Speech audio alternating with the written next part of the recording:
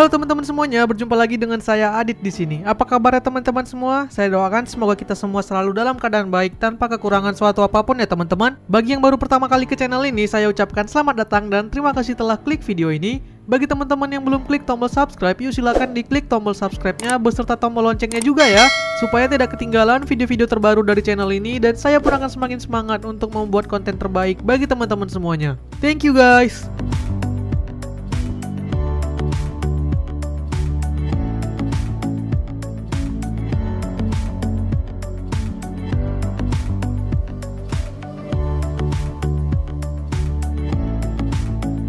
Di video kali ini kita akan membahas smartphone baru lagi yang kali ini datang dari Samsung. Dia adalah Samsung Galaxy A12.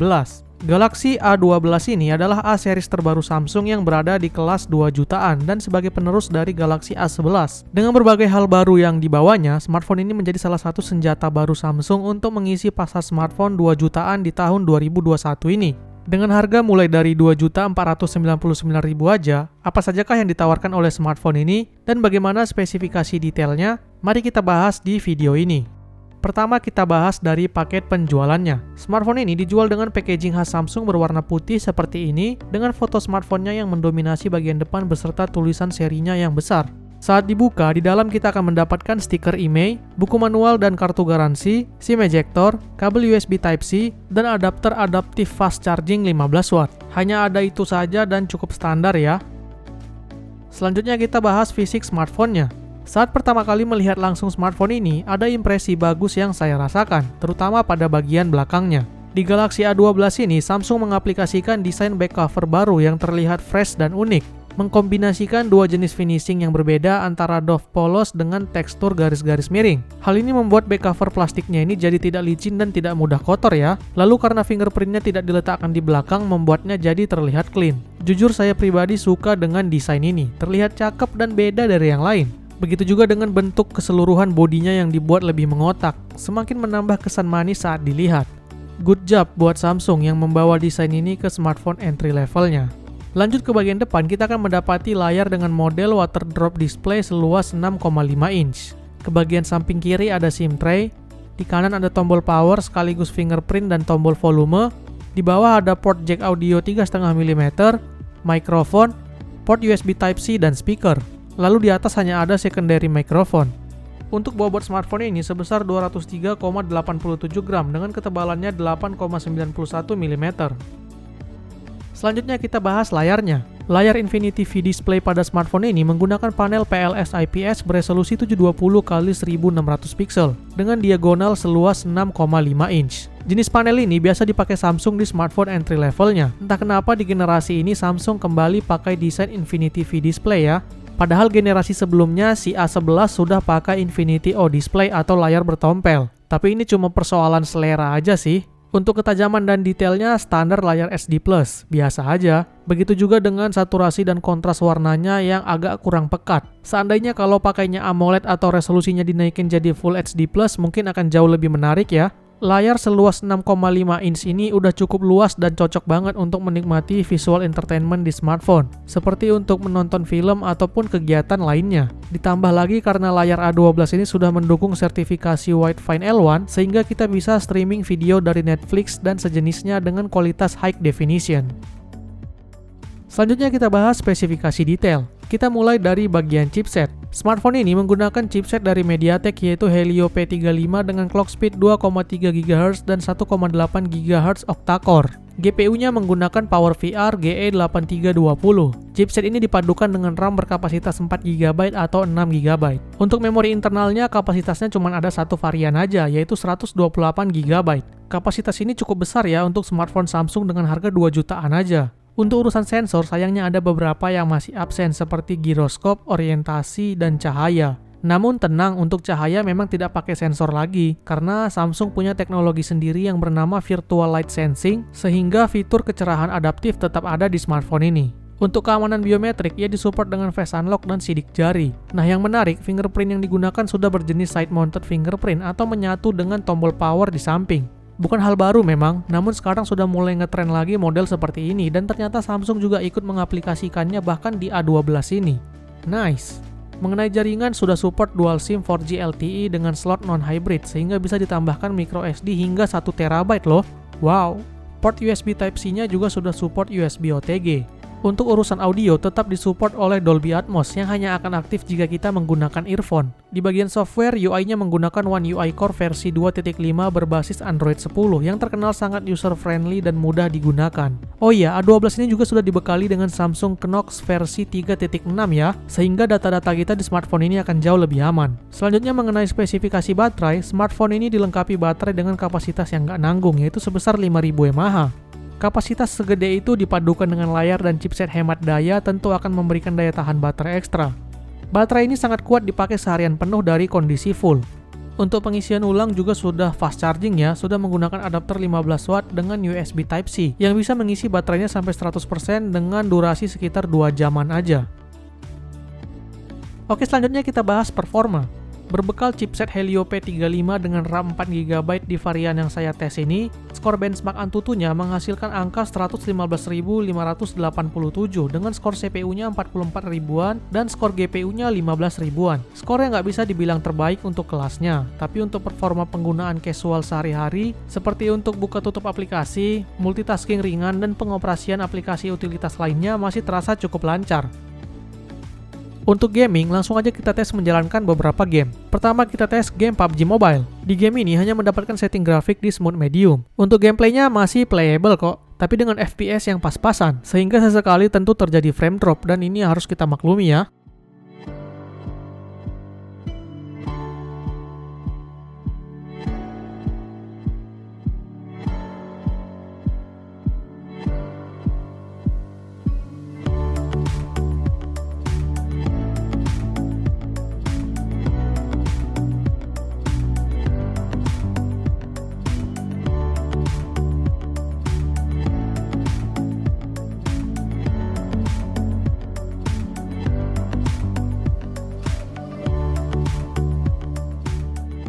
Yang kedua adalah PES 2021.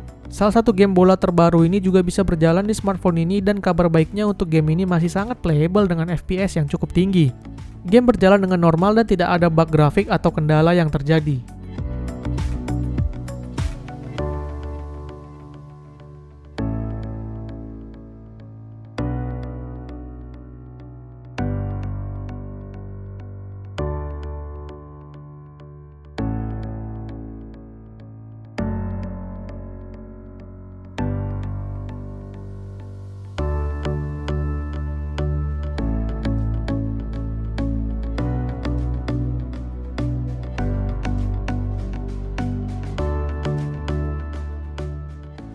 Yang ketiga adalah Asphalt 9. Untuk game ini, pada setting grafik default, gameplaynya terasa cukup playable di A12 ini, dengan kualitas grafik yang diturunkan agar game dapat berjalan lancar.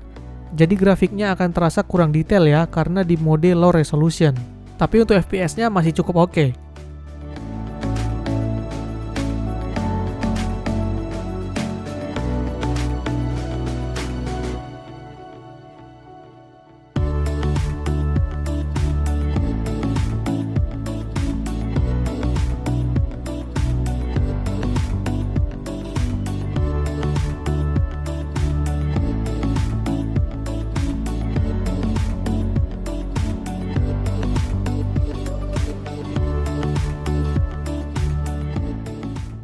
Yang keempat adalah Call of Duty Mobile.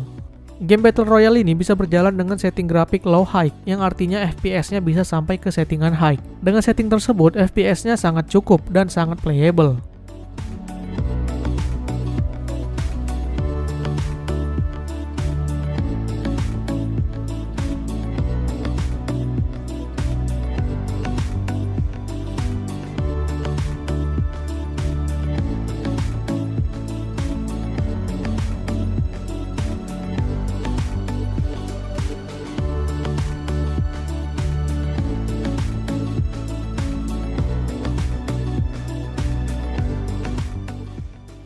Yang terakhir adalah Free Fire. Game Battle Royale yang satu ini tidak membutuhkan sistem requirement yang tinggi untuk memainkannya, sehingga ia bisa dijalankan dengan lancar dan tanpa ada masalah di settingan grafik rata kanan.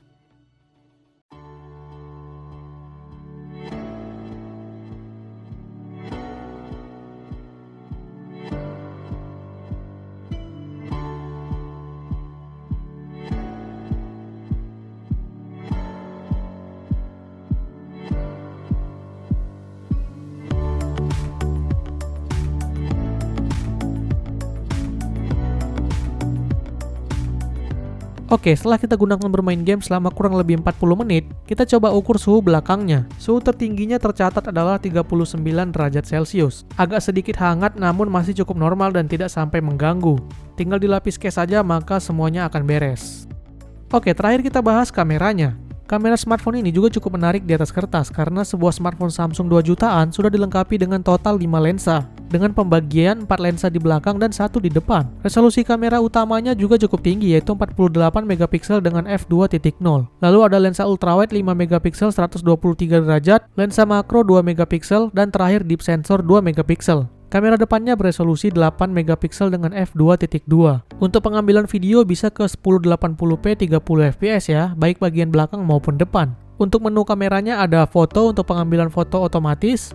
Di sini ada switch untuk beralih ke mode ultrawide. Lalu ada focus live untuk foto bokeh, video untuk merekam video.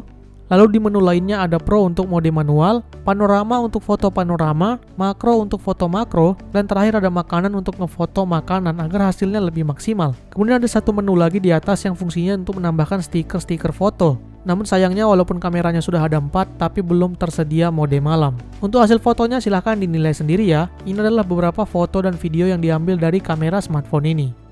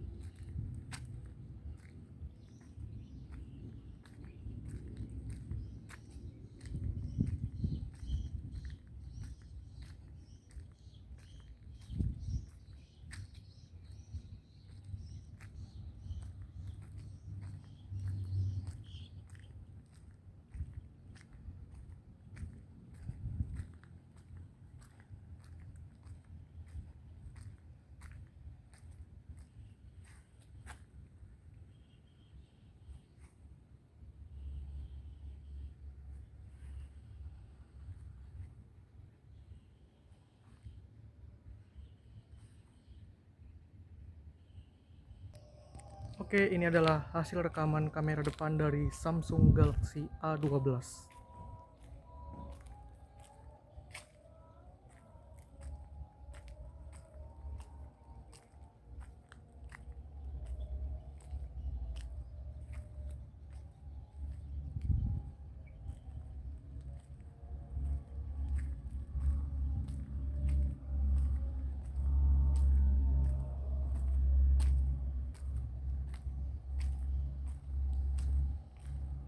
Oke, kesimpulannya Samsung Galaxy A12 ini adalah smartphone entry level Samsung seharga 2 jutaan yang banyak membawa hal baru untuk tahun 2021 ini.